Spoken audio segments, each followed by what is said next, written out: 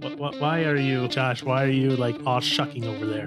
Because I just see him like, oh shucks, over on the side, and I'm like, oh, whoopsie doopsie, what do we do over here? What did we bring up?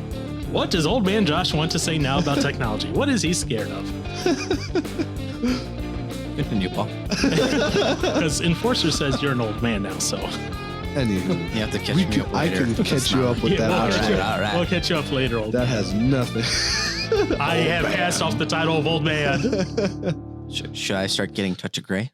I remember looking at you and I'm like, all right, Paul. I can't help you if I don't know was where you're this, like, going. a separate episode. I said something along the lines of that, and you're like, yep, I know. Yeah, but I didn't know where you're going. We got 2 more to go. Oh, that's just episode 1. We didn't even finish abortion yet. I thought we did. Well, I mean, you did. Do you want to tack on and say anything else about abortion, Mr. Johnson, before? Because you didn't say a whole lot about it, did you? No, not too much, but No. that's okay. Josh can talk. Because I want Paul's opinion on abortion. And I said my piece 'Cause on then the important pieces. Oh, okay. Because I want to know if my view on abortion is right, if it lines with yours. Okay, Mr. Johnson. Mr. Johnson, what is your view on abortion? Never Your view right. on abortion is flawed, my I friend. mean, it could be. It does not conform to society. Neither It is does flawed. yours. You deserve to die. Okay, Mr. Johnson, what is your view on abortion? I don't like it. Okay, you don't like it. What are the circumstances under which you say it is okay? None. None. So not even health of the mother? I was. Oh, Not even gosh, rape. No, Of course, I ask Aaron this right as he decides to put taffy in his mouth. He knows we're recording, and what does he decide to do? He goes, like no, I'm going to put taffy in my mouth. Well, Terrible time. Paul, that was your choice to ask a question. Yeah. Oh, great, we got Gentleman Jack again. No, this is Bill Clinton. Oh, get out of my house. Keep Monica away. Anyways, Anyways. but no, like the one, I don't know. I guess this is. So do you agree with? These are more recent thoughts, I suppose, Okay. as to because I used to be like abortion was acceptable, and then I used to, Like acceptable, I was- like all the time, no matter the circumstance, or the biggest thing for me, because I remember, I talked to people at work about this and stuff, and abortion's obviously the big one. We're like, well, what about abortion? Like, why does she have to live with that punishment if she didn't want it, but she was raped and now she has to have it, kind of thing? I'm like, well, my thing with that was always like, I mean, you could always put it up for adoption, but okay, as we talked about, the whole orphanage thing is kind of a mess. yes, So that's something that I don't know. That's makes it a lot tougher. I guess, and there's a thing. I guess part of me is, if you're not, and this, I guess it's separating Christian from non-Christian. Okay. Not a Christian, do what you want. I'm not gonna tell you can or can't do anything. But for me, I would, I'm gonna try and live my life to what I believe would be biblically correct from my current standpoint. okay, So personally, for me, I would not I don't know. I guess if I had a girlfriend or wife or whatever, and they were raped, well, I guess it doesn't have to be mine. Any Christian girl, I suppose, whatever. I would say, don't abort it. okay, But if you're not financially, well, I mean, no one's ever really financially ready to, support a child for the most part, unless you're filthy rich or have a lot of money, and that's just nothing to you. What? But anywho, if you aren't ready to have the responsibility of carrying a child, and I mean, you're a Christian, you're part of a church, maybe look for somebody in the church that's willing to take one or Yeah. take a kid, I actually know someone, a kid growing up, I was one of his youth group leaders over in Michigan, and that's how he got to his family.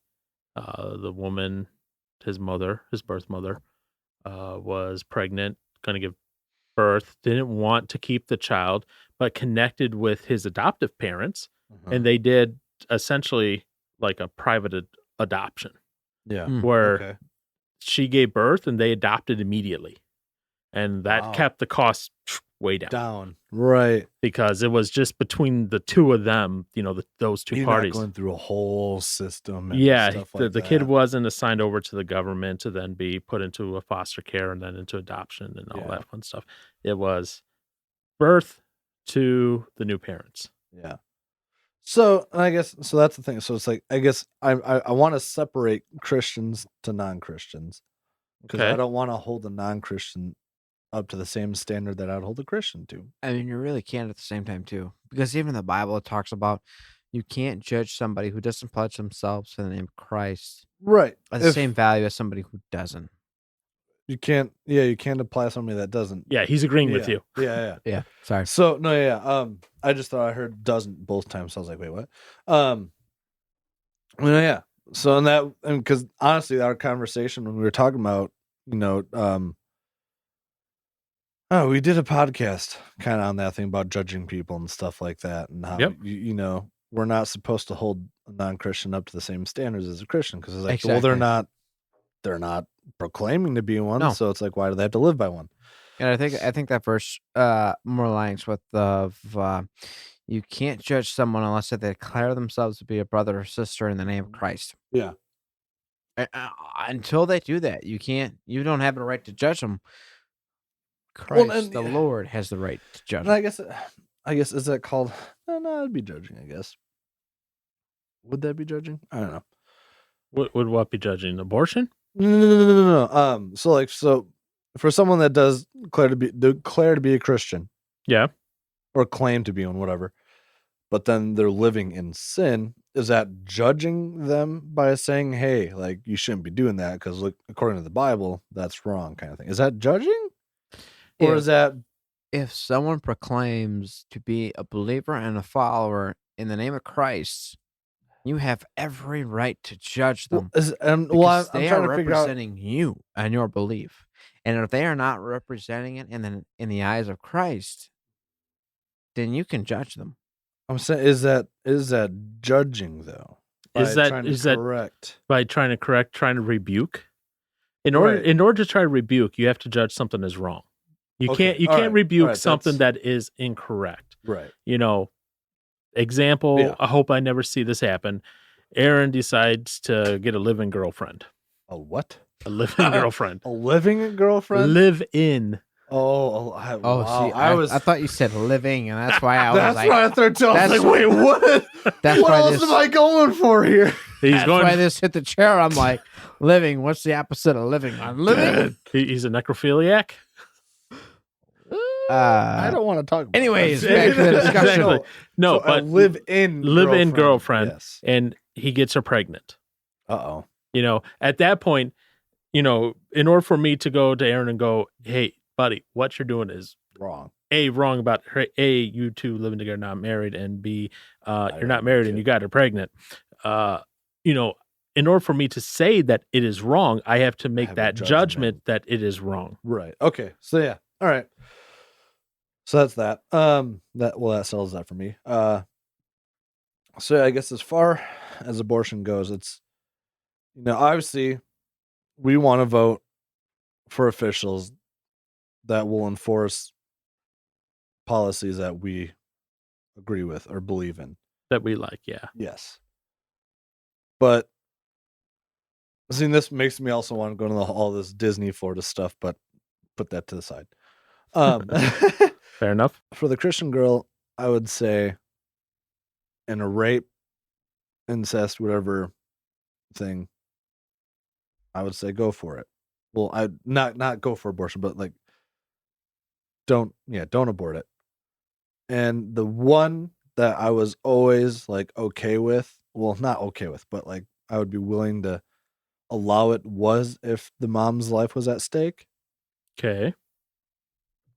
But I feel like that's changing. But after hearing Josh's thing about spider webs in the hands, Yeah, it's changing. It was before I wanted to interject earlier, but I was like, I'll Okay. let him go. Because it's like, I guess I'm just going off the base of what I feel in that moment. Mm-hmm. And obviously, I wouldn't want if I had a wife and she were like, she's potentially expected to die from giving birth. Obviously, I don't want that. But at the same time, it's the reason that I would give myself as to why I wouldn't want her to was just reasons for myself, as I don't want her to go. I don't want to have to try and raise this kid on my own to a degree, kind of thing. Now, because obviously, I mean, I believe that women are, better nurturers than men are, and I mean, women are created for a reason by God. Yeah. I mean, that in a sense is their design, Yeah, is nurture. yeah. And there are plenty of people that, if they do listen to the podcast, they'd be like, "Oh, I want to be a man. I want to be a man." Well, I hate to break it to you, but science does have proof along the lines of, women are more of the nurturing, caring person in the relationship, and men are the more of a provider. And I hate to put it like this, but I kind of agree with Chris Rock on a phrase he once said. Chris Rock. Chris Rock. Oh, Okay. He says it was a joke, but I was like, you know what? Kind of makes sense to a point, at least in my opinion. He goes, dogs and women are loved unconditionally. dogs and women are loved. Men, on the other hand, are loved conditionally that they provide something. I'm like, ironically enough, like even in today's society, that has some truth to it. Well, there'll be some truth to it in certain the situations. mentality is across a feminist movement is you don't need men to raise kids. You don't need men to raise a household. You don't need men for servitude. You don't need men for charisma. You don't need men, period. Other than being able to help the procreation stuff. But you don't even need men. You In their do. mindset. Well, I mean, besides donating sperm, you don't need men in their mindset. Oh, and they're working on that, so you don't even have to do that. Lord have mercy, I hope not. Right. They're figuring out ways to turn skin cells into Sperm. like compatible, so Wow. they could fertilize an egg with it. Anyways, So some will be useless. So someone could have a kid with themselves, essentially. That's, the future. That's just so incest. That's a bad in a different idea. way, Self-incest. right? Hey, there you go. So yeah, but it's because it's like, and again, I don't know, because obviously I have the mindset of that God created all that we have before us, pretty much. Right. So it's like He designed men and women for specific reasons, and we each have our own, set of skills that we bring to the table, kind of thing. So yeah, it's just like not saying that obviously there's single fathers out there that Oh, yeah. have to, raise kids and stuff. And it's because I don't know, I also just got done. I didn't read all of it like yet. I've read a majority of it, but I just got it was well, I've got it right here with me. One second. It's by the Vodi Bacham Jr. But so the title of this book is What He Must Be If He Wants to Marry My Daughter. And it's been, now I'm not looking for a relationship, but it was a very good book to read. And it kind of talks about how, being a man and stuff like that, and just all this other stuff, which I thought was actually really good. And I don't like reading books that much, but I enjoyed that one. Is that the first book in Aaron's book club that we're going to be doing? Maybe. But, yeah. But yeah, again, so it's like the reasons originally where I would be okay with abortion in the situation where my wife would be at risk is, I think, kind of changing. Because it's at one point, it's like, I'm relying on me having a wife to help me raise a kid and, have a life where I enjoy it more. Okay. As opposed to, obviously as a Christian, life isn't supposed to be, it's not going to be easy regardless, whether you're a Christian or not. Life is always just going to be tough. But it's like, I guess I was removing the fact that I can go to God for help and that there's other people in my life in the church, that I can go to help for if I had became a single father kind of thing. And that doesn't put out the question, maybe I find somebody else along the way. Yeah. So it's like, and that's where I feel like I don't want someone to think like, oh, well, he's like, people are just replaceable. It's like, no, it's not that you want that to happen, but people can move on in life. It's happened how many times? So even to the point of where it's like, it puts the wife's life at stake or health at stake. I think now I would still be more to the point where I'd be like, don't abort it. Give it a chance kind of thing. Okay. So your mindset in a sense of if your wife's on her deathbed, according to the doctor, deliver the baby, do as much as you can. And if God says to your wife, I want you to come home, or if it says to the baby, I want you to come home, so let it be. Yeah.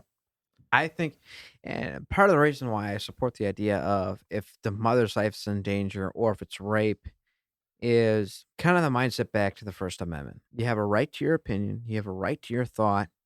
You have a right to your freedom of speech.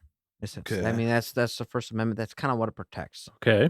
And if you choose to do something with your body that's in a sense a lot of amendments and not a lot of amendments, and there's drawing conclusions to the different amendments. Long story short, why should I have the right to eliminate your ability to choose whether or not you are or are not for Christ? Wait, what?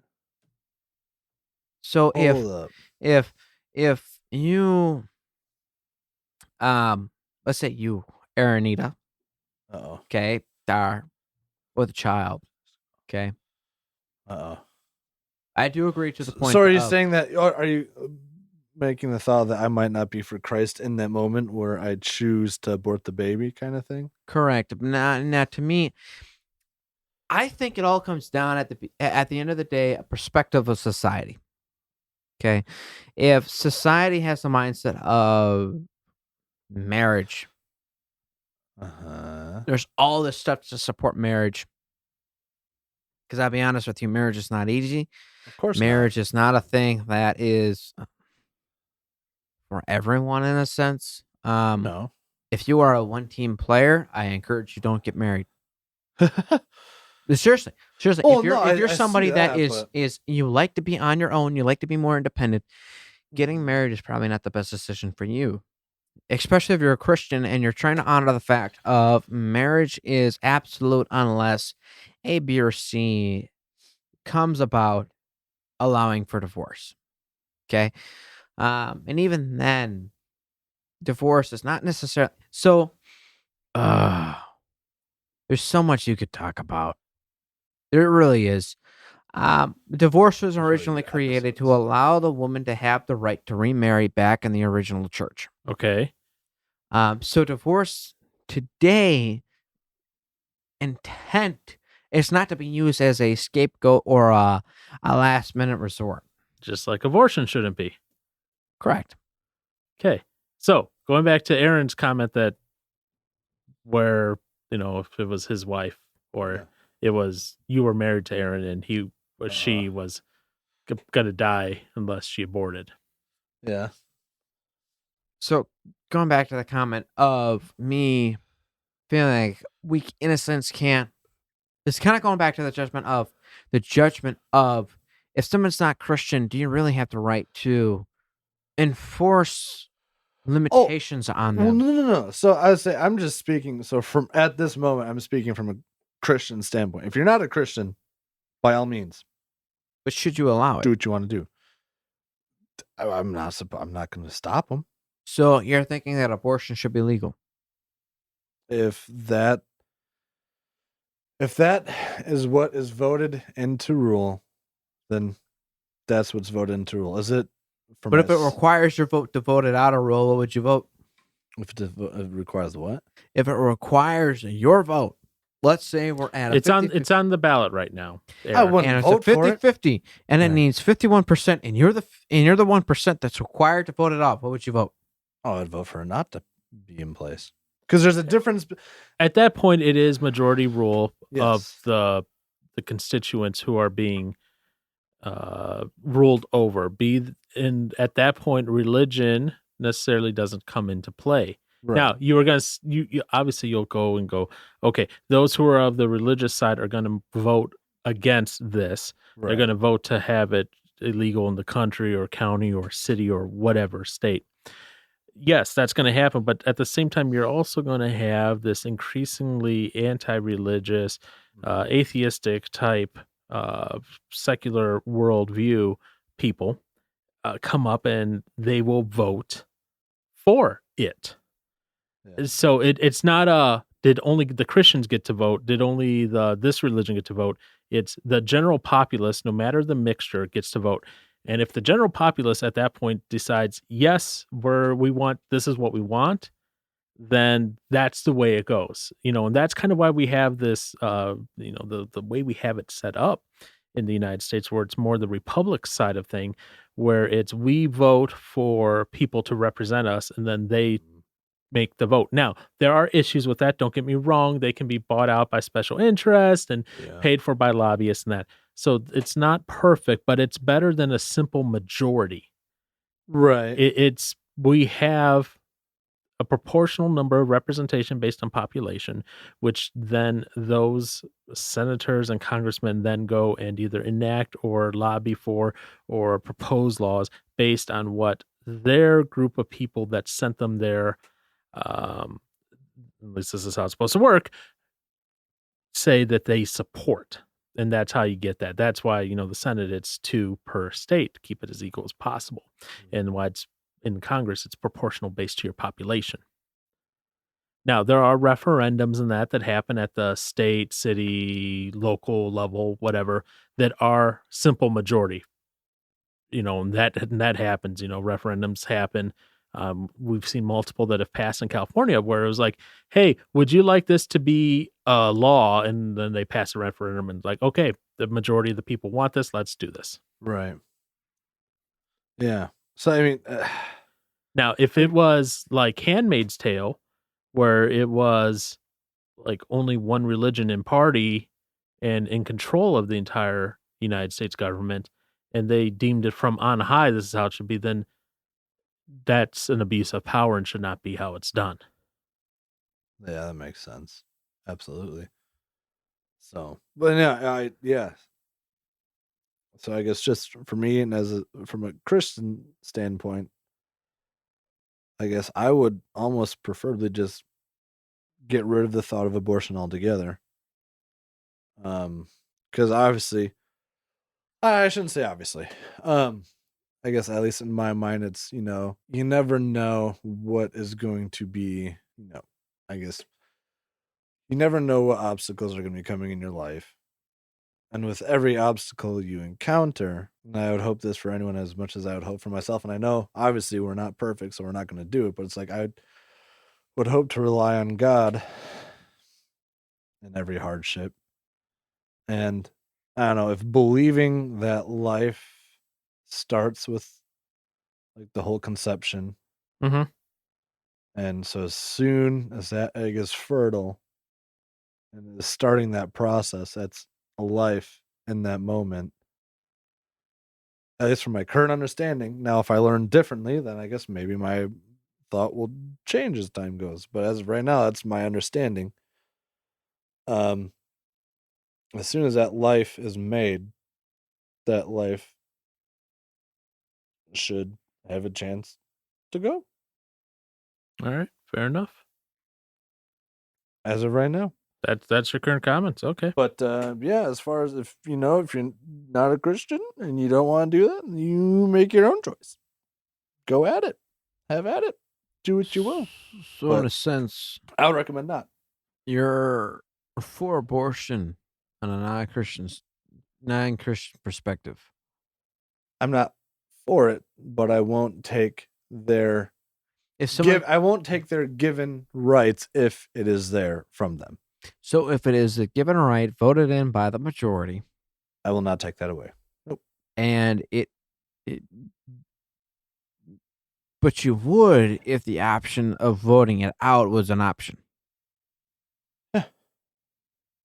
If that's what So if if that's it's ruled into policy, then cool, because that's So what I if it's believe the in. current Yeah. policy that abortion is illegal, that is their choice. Mhm. And if Aaron Johnson were to have the ability to vote it out of policy, he would. I mean, yeah, But but would the situation rather But- become a thing of if you declare yourself to be a Christian and you preach the gospel, you would rather hold that person accountable to voting to not abort a baby. Yes, rather than caring whether or not you had the ability to vote abortion out of the realm in general. So so abortion's legal. And so really what it comes down to, if I'm hearing It- this right, Yeah. it comes down to the fact that Aaron, as a Christian, does not want to force his views on people who do not believe the same way he does. If he has the option and the opportunity to vote with the majority of the populace for a rule that he's in favor of, then he would take it. Yeah. But obviously, that's not to impose his iron fist and will over the rest of the populace. Correct. Look at it this way. If Roe v. Wade gets struck down, you're going to have it going from the federal level down to the state control level. You're going to have states that are going to be all over. Look at Oklahoma, Texas, etc., where they are outright banning it unless mother's life is at stake, sort of deal. And then you're going to have states like Colorado, California, and the rest that are like promoting it full on. It's mother's right to abort. So you are going to have those differences going on at the state level at that point. Yeah. And at that point, it really comes down to we have to civilly agree to disagree on what that is because the majority populace has spoken. Does that mean you stop praying for your country? Do you stop praying that God changes hearts and minds of people to get a result that is closer to his will? No, but because you also have to realize the majority of the people are not Christ believing followers, you have to allow them to do what they What it is. do. Yeah. And I agree with that. And for those of you that are listening or happen to stumble upon for this short part, whatever part of podcast this may be, because this one has been butchered unfortunately, like no tomorrow. Unfortunately, hopefully, I don't know if you made a marker, but at least that way you'll know. Oh, so Scap is just tangent, and then at the end, it's back to conversation. That is one of the beauties of a nation that we live in is the ability to have freedom of choice and freedom of speech. I think, to me, being able to debate somebody with something to somebody about something is more beautiful than having to believe a certain choice, whether or not you actually acknowledge it's true or understand why it's so-called true versus it maybe being fake, but you're forced to believe it's true because that's what you're taught. I think that's one of the beautiful things about our country is the ability to sit there and discuss things of opposition and mindset and being able to potentially not on purposefully change each other's mind, but open each other to different thoughts of mindset. And for those of you who are listening that don't really follow a lot of politically speaking, anything that inhibits that from being the case of being able to speak. I mean, in all honesty, all they have to do is vote a law into place and this podcast can get taken down. I mean, the ability to talk about different decisions other than what mainstream media speaks on. It's easier than law. It's just the podcast hosting company goes, we don't want this. I mean, they honestly could cancel culture us and that's the end of it. But I think they don't even have to cancel culture. That's just they change their terms. Okay, all right, as simple as that. But I mean, I think that's one of the things that's beautiful about this country. And for those of you who sit there and worry about all these other different topics, the First Amendment and the Second Amendment of this country were written in place for preservation of each other. Um, think about living in a society to where, at one point, this is your view. It may be completely opposite of us, but imagine living in a society where you can't believe. Let's put it like this. Imagine living in a society where you had to believe exactly what we believed. Oh, you'd be screwed. Okay? But imagine also living in a society to where people like us would have to absolutely believe what you believe. I mean, in both scenarios, it's hypocritical and it's unfair. But I believe that's the beauty of America is we're able to look at each other, we're able to discuss, and we're able to talk about different thought processes and feelings, and that's one of the beauties of Christianity. Is I'm not forcing you to believe what I believe or see how I see. I see how I see because of Christ. I don't see how I see because the Bible might say abortion is wrong. But ultimately, as a Christian, I need to know why it's wrong. Does that make sense? I mean, Yeah, no, makes perfect sense. I mean, I guess. Yeah. So interesting you brought up Second Amendment. Oh boy, here we go.